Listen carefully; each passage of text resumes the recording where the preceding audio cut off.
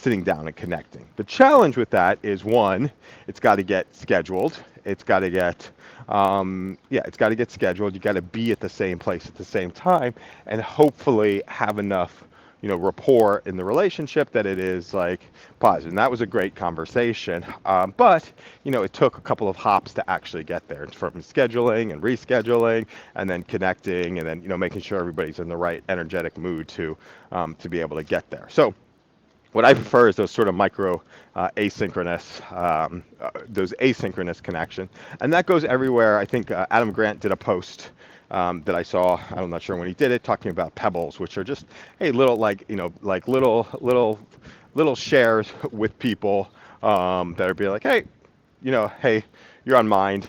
Don't necessarily want to distract you from what you're doing. You don't necessarily need to respond back to this, but it is just a little bit of like a, hey, I'm paying attention. I see you. You're a human being, and this is, you're a human being, and then let's start, connecting. So that there's those, and then there's the actual, virtual connections, which require people to be in the same place at the same time.